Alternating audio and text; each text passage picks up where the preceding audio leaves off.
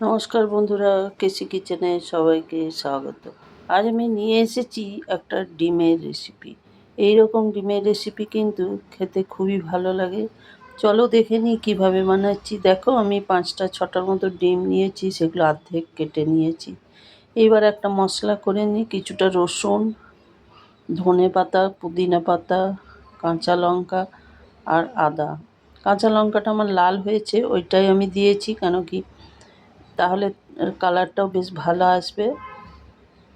এবার এগুলোকে সমস্ত পিষে নেব। একটা মিক্সির জারের মধ্যে উঠিয়ে নিয়ে সবগুলোকে পিষে নিতে হবে।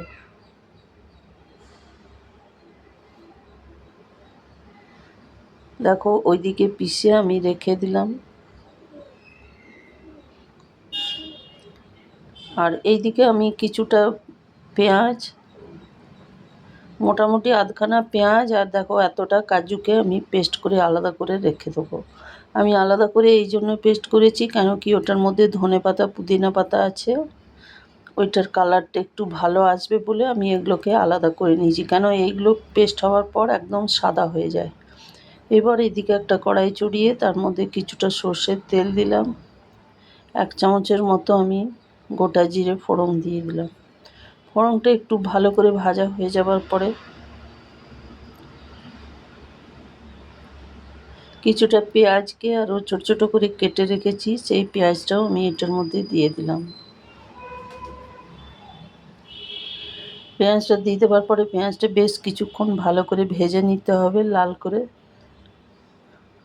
দেখো, লাল লাল করে ভাজা হয়ে গেছে। এবার আমি একটা টমেটোকে খুব ছোট করে কেটে দিয়ে দিলাম। টমেটোটা একটু ভাজা ভাজা করে নিলাম। এরপরে এর মধ্যে আমি পরিমাণ মতো নুন দিয়ে দিলাম, হলুদও দিয়ে দিলাম 1 চামচ,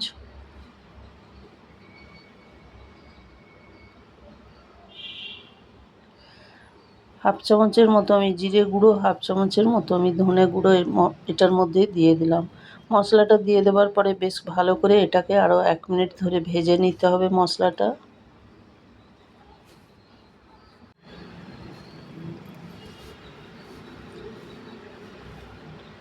তোমরা তো ডিমের তরকারি অনেকে অনেক রকমভাবে খেয়ে থাকো, এইভাবে একদিন খেয়ে দেখো, পুদিনা পাতা দিয়ে অসম্ভব টেস্ট হয়। এরপরে দেখো, ওইদিকে যে ধনে পাতা, পুদিনা পাতা বা পেস্টটা করে রেখেছি সেইটাও দিয়ে দিলাম, আর পেঁয়াজ আর কাজুর পেস্টটাও দিয়ে দিলাম।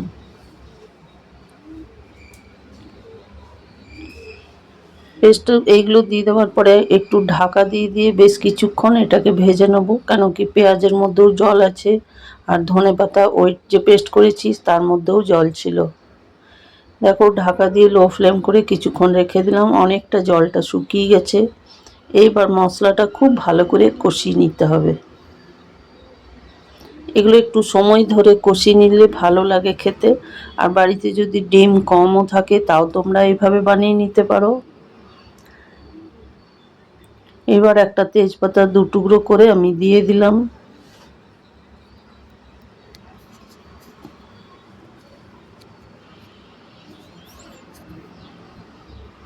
দেখো, ভাজতে ভাজতে কষতে কষতে মশলার জলটা একদম শুকিয়ে গেছে। এবার আমি 1 কাপের মতো জল এটাতে দিয়ে দিলাম। এটাতে খুব বেশি পরিমাণ জল দেওয়া যাবে না, কেন কি এই তরকারিটা একটু হালকা গ্রেভি গ্রেভি হবে, তাহলেই কিন্তু খেতে ভীষণভাবে ভালো লাগবে। 1 কাপের মতো জল দিয়ে দেওয়ার পরে দেখো, সমস্ত মশলাটাকে আমি কড়াই থেকে ছাড়িয়ে নামিয়ে দিচ্ছি।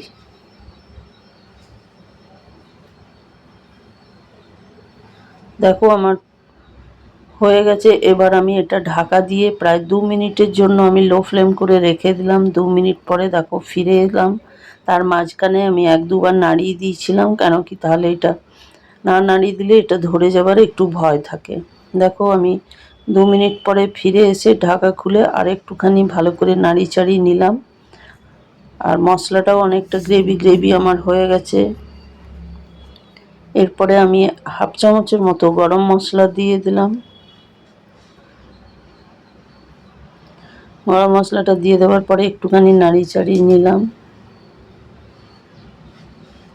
এবারে ওইদিকে যে ডিমগুলো আমি আধখানা করে কেটে রেখেছি সেই ডিমগুলো আমি দিয়ে দেবো। এই ডিমগুলো কিন্তু ভাজার কোনো দরকার পড়বে না, এইভাবে কাঁচা ডিম দিয়েই করে নিতে পারো তোমরা। ভাজতে গেলে কিন্তু এর কুসুমটা বেরিয়ে যাবে। আর কাঁচা ডিম দিয়ে একদিন এভাবে বানিয়ে দেখো, অসম্ভব ভালো লাগে। আর ডিমগুলো দেখো কুসুমটা উপর দিকে দিতে হবে আর সাদাটা নিচের দিকে দিয়ে মশলাটা একটু ওপর ওপর চড়িয়ে দিতে হবে, তাহলে কিন্তু পুরো মশলাটাও ডিমে ঢুকে যাবে আর খেতেও খুব ভালো লাগবে।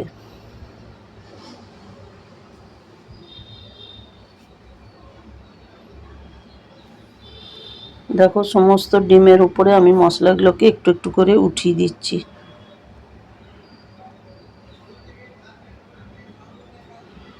সমস্ত মশলাগুলো দেখো আমি উঠিয়ে দিয়েছি। এইবার লো ফ্লেম করে হালকা করে ঢাকা দিয়ে কিছুক্ষণ 1 মিনিটের মতো রেখে দিলাম, তাহলে কি হবে, ডিমের তলাটা একদম ভালো করে হয়ে যাবে আর রসটাও ঢুকে যাবে। তারপরে দেখো তারপর গ্যাস বন্ধ করে দিলাম। গ্যাস বন্ধ করে ঢাকা দিয়ে আমি দেখাচ্ছি, দেখো কত সুন্দর আর কত লোভনীয় হয়েছে তরকারিটা।